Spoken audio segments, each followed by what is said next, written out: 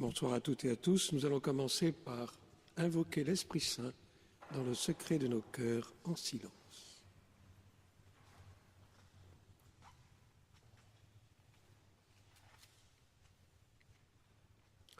Demandons à la Sainte Vierge qu'elle nous rende dociles au souffle de l'Esprit. Je vous salue, Marie, pleine de grâce. Le Seigneur est avec vous. Vous êtes bénie entre toutes les femmes, et Jésus, le fruit de vos entrailles, est béni. Sainte Marie, Mère de Dieu, priez pour nous pauvres pécheurs, maintenant et à l'heure de notre mort. Sainte Thérèse de l'Enfant Jésus de la Sainte Face, Saint Louis et Zélie Martin. Aujourd'hui, je voudrais vous parler d'un rêve que Thérèse a fait, et qu'elle l'a fait le 10 mai 1896. C'est donc un anniversaire, il y a 121 ans aujourd'hui. Habituellement, Thérèse ne tient pas compte de ses rêves. Elle le dit elle-même dans l'Histoire d'une âme. Et d'ailleurs, elle se désole parce qu'elle dit « Je me demande comment, pensant au bon Dieu toute la journée, je ne fais pas des rêves spirituels. Je ne rêve que la nature, les fleurs, les oiseaux, les petits-enfants qui courent après les papillons. » À propos de nature et de fleurs, justement la présence des roses qui sont ici nous rappelle comment Thérèse aimait la nature. Et elle s'appelle elle-même la petite fleur. Si vous ouvrez l'Histoire d'une âme, vous verrez qu'elle commence en disant « Histoire d'une petite fleur blanche » racontée par elle-même et dédiée à la révérende mère Agnès de Jésus. Et je voudrais préciser, parce que peut-être que vous ne le savez pas, à cause des roses blanches, ce n'est pas la rose qui est le symbole de Thérèse. C'est la petite fleur de saxifrage, un petit lys en miniature, dit-elle.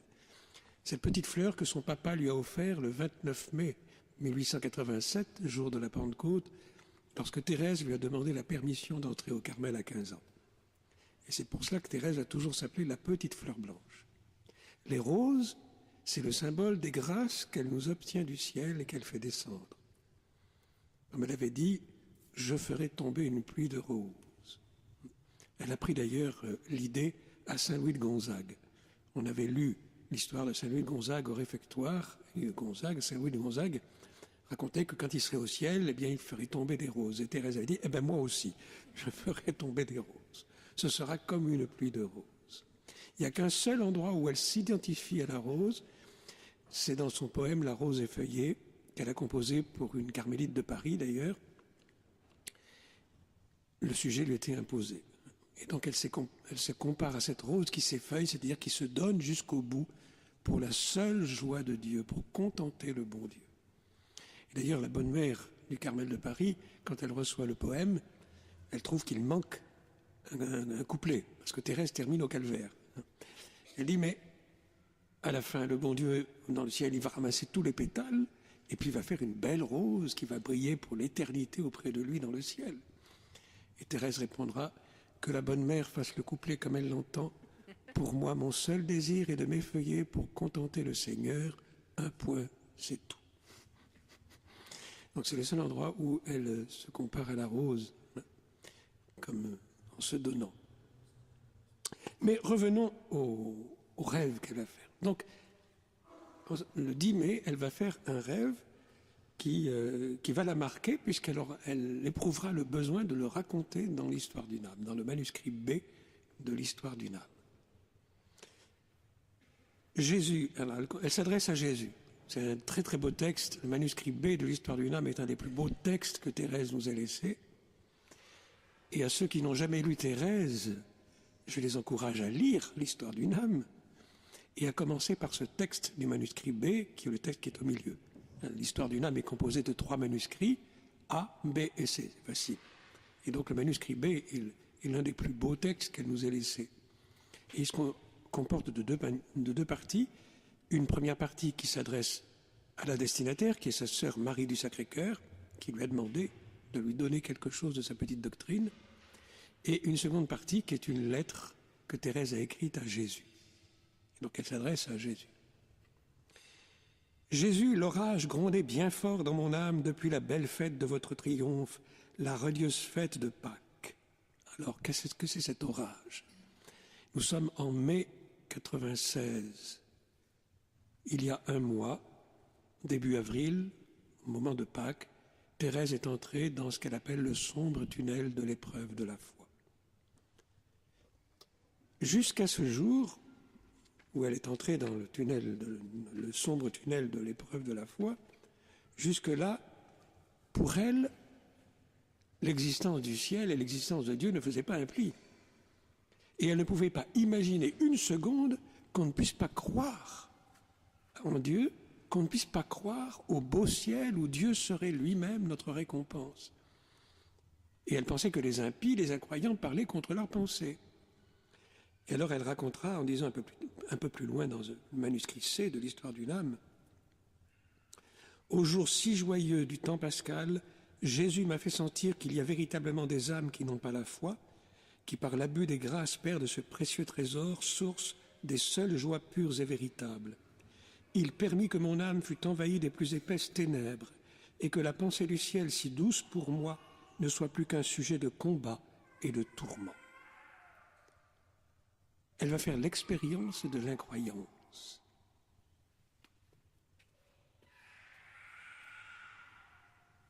Et ça va être terrible pour elle. Ça va être tellement terrible qu'elle va éprouver le besoin de, physiquement manifester sa foi. Parce qu'elle dira, pendant cette période, j'ai fait plus d'actes de foi que pendant tout le reste de ma vie. Elle va écrire le credo avec son sang sur la dernière page de l'évangile qu'elle porte toujours sur son cœur. Et sur le montant de la chambre, de sa cellule, comme ça qu'on appelle une chambre dans un couvent, sur le montant de sa cellule, elle va graver, ce qu'une religieuse ne devrait jamais faire, elle va graver avec une épingle « Jésus est mon unique amour ». Elle a besoin de mettre d'une manière tangible son acte de foi. Et cela, elle va traverser cette épreuve jusqu'à son dernier souffle, le 30 septembre 1897. Mais au lieu de se replier sur elle-même, qu'est-ce qu'elle va faire? Elle va l'offrir. Elle va offrir cette épreuve de la foi en acceptant d'être assise à la table des pécheurs, comme elle dit, pour que la table souillée par eux soit purifiée par une âme qui aime Jésus, et que cette âme qui aime Jésus, c'est-à-dire Thérèse, puisse dire en son nom et au nom de ses frères, « Seigneur, renvoyez-nous justifiés, que le lumineux flambeau de la foi brille aux yeux de ceux qui ne croient pas. » Elle va offrir cela. Elle va participer à la rédemption d'une certaine manière. Jésus nous associe au salut des âmes. C'est lui seul qui est rédempteur, bien sûr. Mais il nous demande de prier. Elle avait déjà exprimé ça dans une lettre à sa sœur Céline, quand Céline était encore dans le monde, à s'occuper de son papa. En août 1892, Thérèse lui avait écrit « Jésus a pour nous un amour si incompréhensible qu'il veut que nous ayons part avec lui au salut des âmes. Le Créateur de l'univers attend la prière d'une pauvre petite âme pour sauver les autres âmes rachetées comme elle au prix de tout son sang. » La prière, un soupir, elle dira ailleurs, Jésus se contente d'un soupir d'amour. Et à sa sœur Léonie, la servante de Dieu Françoise Thérèse, future bienheureuse, nous l'espérons, et future sainte aussi après, nous l'espérons un jour, elle écrira « C'est si doux d'aider Jésus à lui sauver des âmes. » Elle nous enseigne, elle nous dit que nous pouvons, par notre prière, par les petites offrandes des petits sacrifices de chaque jour ou des petits ennuis de chaque jour, de ces 1001 croix que l'on rencontre chaque jour sur notre route, eh bien, nous pouvons aider le Seigneur à toucher les cœurs. Et Thérèse l'a vécu tout au long de sa vie terrestre, puisqu'elle était entrée au Carmel pour sauver les âmes et pour prier pour les prêtres. Et elle l'a vécu particulièrement dans les 18 derniers mois de sa vie, en s'asseyant à la table des pécheurs, à l'image de Jésus, qui s'est assis lui aussi à la table des pécheurs.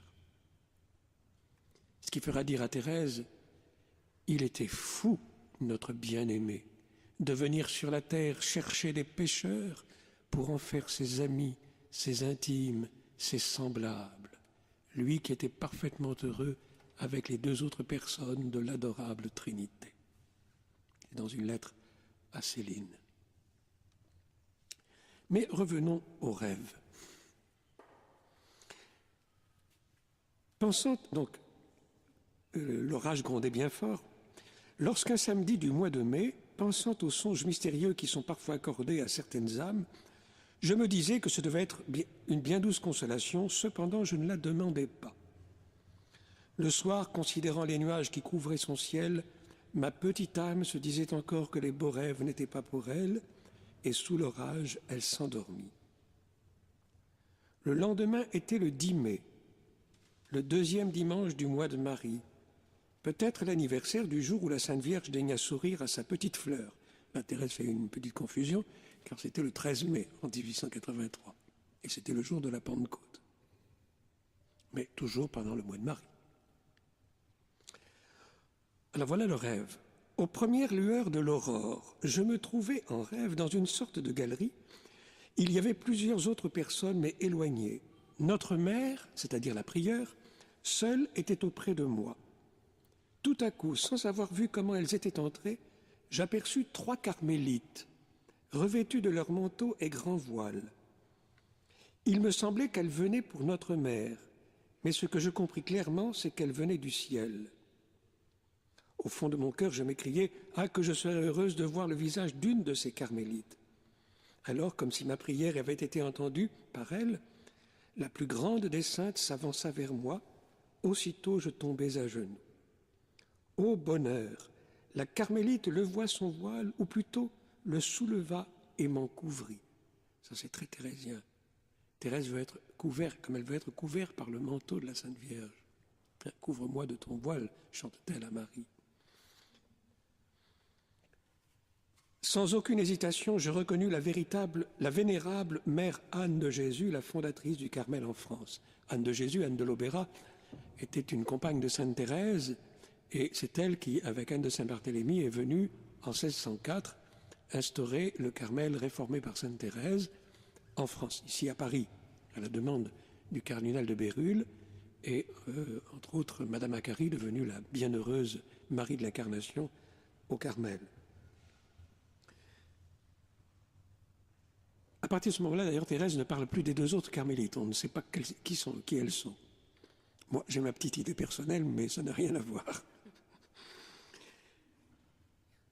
Et donc, son visage était beau. Elle continue, donc elle voit, elle reconnaît la mère Anne de Jésus. Son visage était beau d'une beauté immatérielle, aucun rayon ne s'échappait, et cependant, malgré le voile qui nous enveloppait, toutes les deux, je voyais ce céleste visage éclairé d'une lumière ineffablement douce, lumière qu'il ne recevait pas, mais qu'il produisait de lui-même. Les saints sont habités par Dieu. Sont habités par Dieu. Ils sont des porte-lumière de Dieu, des théophores. Ce que nous devrions être aussi chacun de nous, des théophores, des christophores. Christophe, prénom Christophe, c'est celui qui porte le Christ. Donc Thérèse va continuer en disant qu'elle est pleine d'allégresse. C'est comme, si vous voulez, comme un rayon de soleil qui intervient dans les ténèbres qu'elle traverse à ce moment-là. Et puis, je vois encore le regard et le sourire plein d'amour de la vénérable mère. Me voyant si tendrement aimée, j'osais prononcer ces paroles. « Ô ma mère, je vous en supplie, dites-moi si le bon Dieu me laissera longtemps sur la terre. Viendra-t-il bientôt me chercher ?» Là, c'est aussi une hantise de Thérèse. Elle a hâte d'aller au ciel. Elle est toute tournée vers le ciel. Quand elle était petite, elle souhaitait la mort à ses parents. Évidemment, on l'a grondée. Elle disait « Mais c'est pour que tu ailles au ciel. »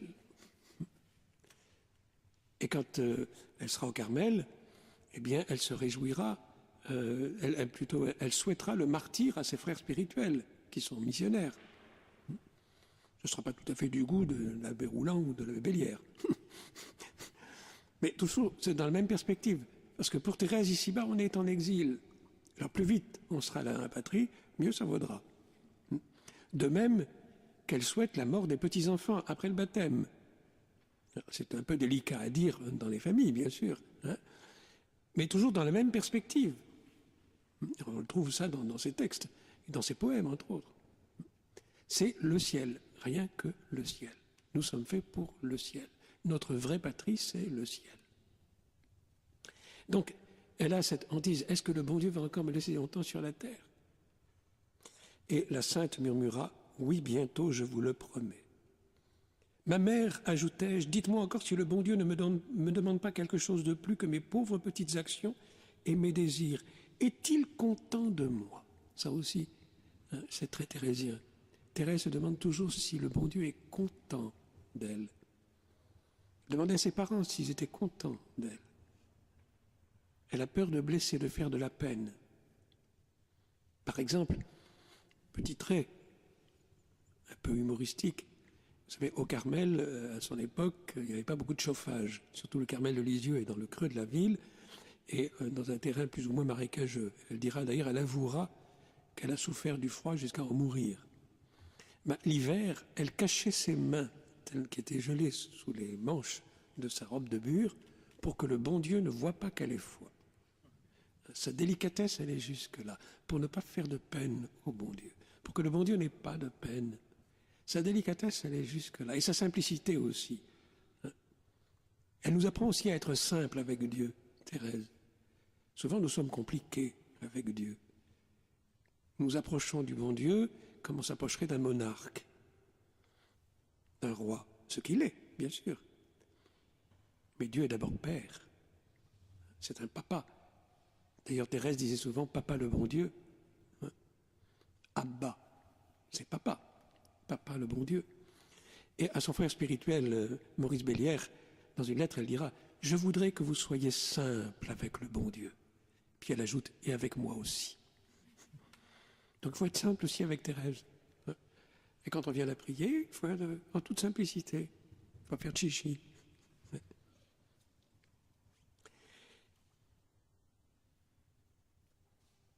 Alors, le bon Dieu est-il content de moi? Et la mère Anne va lui répondre, le bon Dieu ne demande rien d'autre chose de vous, il est content, très content. Après m'avoir encore caressé avec plus d'amour que ne l'avait jamais fait pour son enfant la plus tendre des mères, je la vis s'éloigner, mon cœur était dans la joie, mais je me souvins de mes sœurs et je voulais demander quelque grâce pour elles, hélas. Je m'éveillais. Fini le beau rêve. Mais ça va l'aider justement, ça va être le souvenir quand elle écrit ça en septembre 96, c'est encore vivant dans son esprit et dans son cœur. Et comme une grâce qu'elle a reçue et qui l'a aidée justement à traverser cette épreuve de la foi. Elle est curieuse, cette épreuve de la foi. Curieuse, oui et non. Vous savez, c'est une réponse à l'acte d'offrande à l'amour miséricordieux que nous avons évoqué hier, si mes souvenirs sont exacts. Il y a deux réponses. Il y a d'abord la grâce que nous avons évoquée lorsqu'elle se sent plongée dans le feu le vendredi 14 juin. Ce que j'ai oublié de dire hier, qui est important, c'est que le 14 juin, c'est l'anniversaire de sa confirmation. 14 juin 1884, 14 juin 1895, 11 ans plus tard, la grâce de la blessure d'amour. Pardon. Ce qui veut dire que l'amour miséricordieux, c'est l'Esprit Saint. Le feu de l'amour miséricordieux, c'est l'Esprit Saint. Il y a donc cette grâce, comme si Dieu agréait l'offrande qui lui était faite, et puis il y a l'entrée dans l'épreuve de la foi, c'est l'immolation. Thérèse est en fait en victime, en sacrifice. Et le sacrifice comporte deux parties, l'offrande et l'immolation. L'offrande appartient à celui qui offre, l'immolation appartient à celui à qui l'offrande est faite. Et Dieu est libre, puisque c'est à Dieu que l'offrande est faite, et Dieu est libre d'immoler ou non son offrande. Bien comme il a immolé son fils, il immole aussi Thérèse, toujours dans le but du salut. Cette participation de Thérèse au salut. Dire que Thérèse pourrait dire comme saint Paul, j'achève dans ma chair ce qui manque à la passion du Christ pour son corps qui est l'Église. Thérèse est très paulinienne, ou Paul est thérésien, comme vous voulez. Thérésien avant l'heure.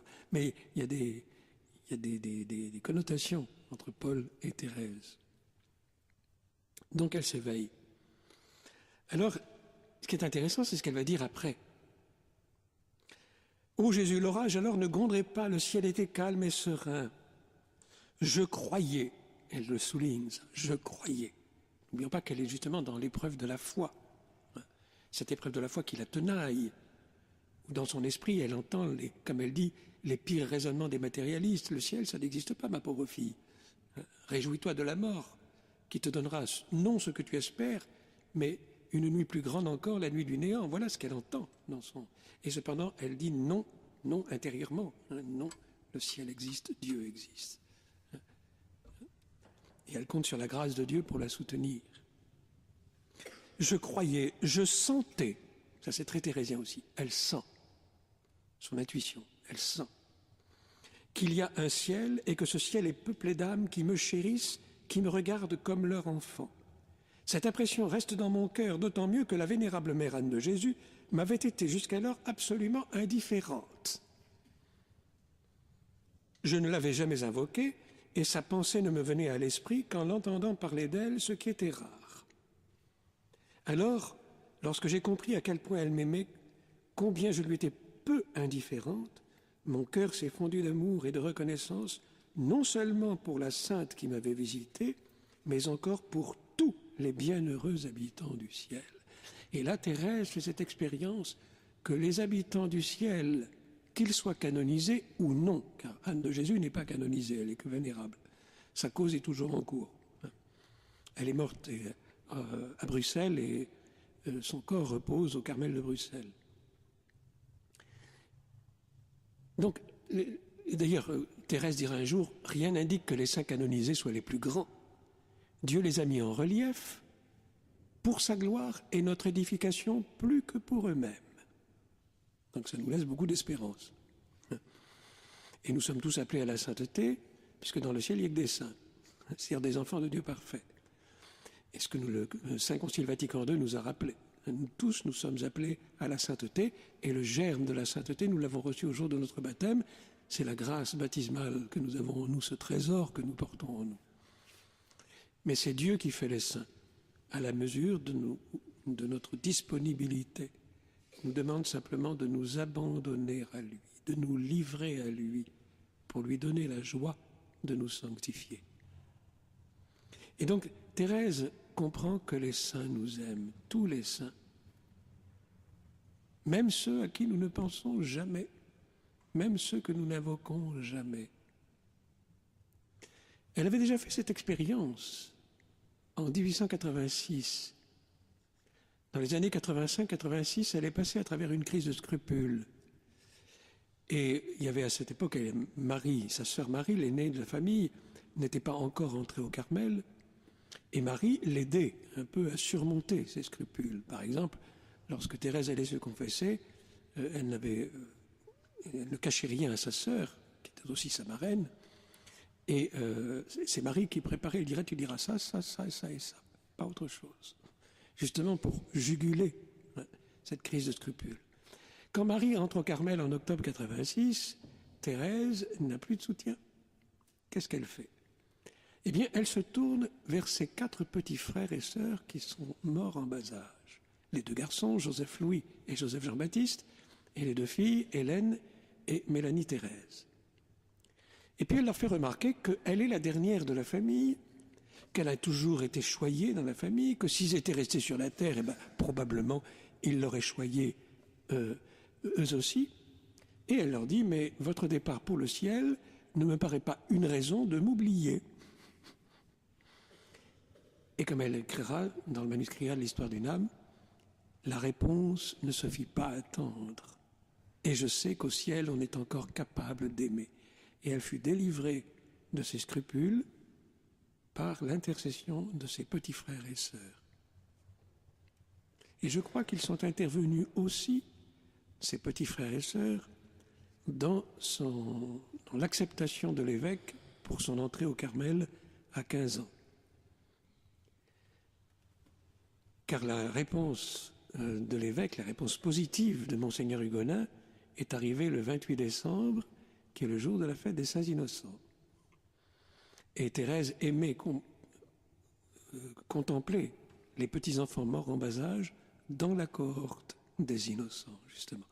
En décembre 96, elle composera le 44e poème « À mes petits frères du ciel ». Ce sont les Saints Innocents.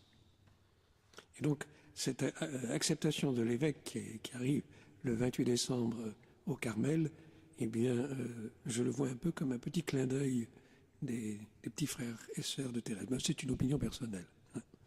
Mais chacun est libre d'avoir son opinion aussi. Mais toujours est-il que Thérèse, à travers ce rêve qu'elle nous raconte, qu'elle a jugé bon de nous raconter, toujours est-il qu'elle veut nous faire comprendre que nous n'avons, j'ai dire, rien à craindre, que nous avons de puissants amis dans le ciel et qu'ils nous aiment tous. Alors on pourrait se dire, oui, mais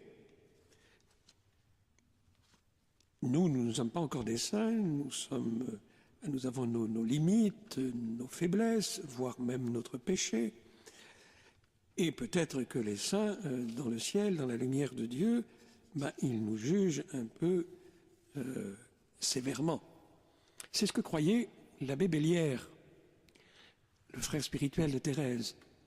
Et il lui avait dit dans une lettre, « Ma sœur, quand vous serez au ciel, vous me verrez tel que je suis, et sans doute vous aurez beaucoup moins d'indulgence pour moi. » Thérèse lui répond du tac au tac. « Je vous avoue, mon petit frère, que nous ne comprenons pas le ciel de la même manière. Il vous semble que participant à la justice, à la sainteté de Dieu, je ne pourrai comme sur la terre excuser vos fautes. Oubliez-vous donc que je participerai aussi à la miséricorde infinie du Seigneur? Je crois que les bienheureux ont une grande compassion de nos misères. Ils se souviennent qu'étant comme nous fragiles et mortels, ils ont commis les mêmes fautes, soutenu les mêmes combats, et leur tendresse fraternelle devient plus grande encore qu'elle ne l'était sur la terre.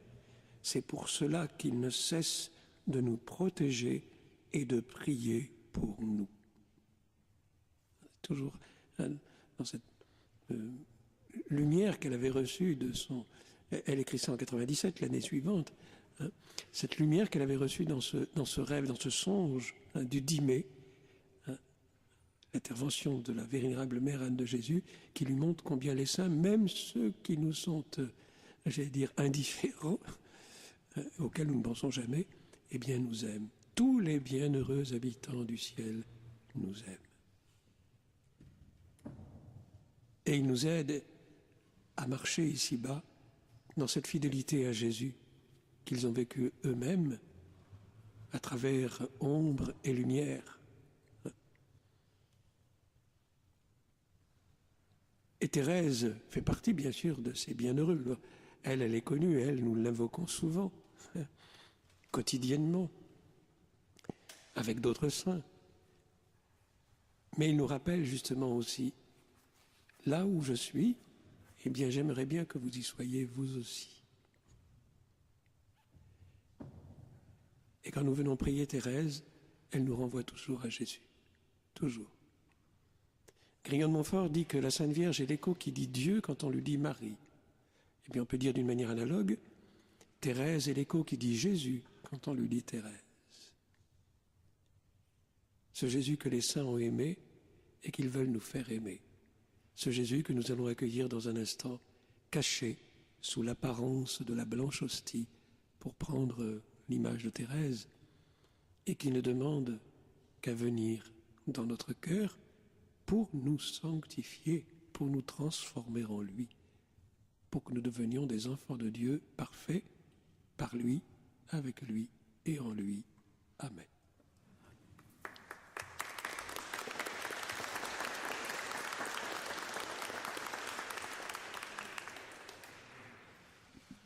Dieu, nous te louons, Seigneur, nous t'acclamons, dans l'immense cortège de tous les saints.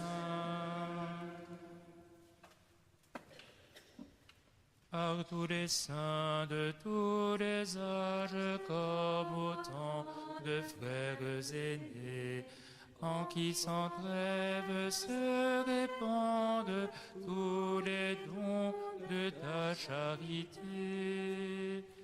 Dieu, nous te louons, Seigneur, nous t'acclamons, dans l'immense cortège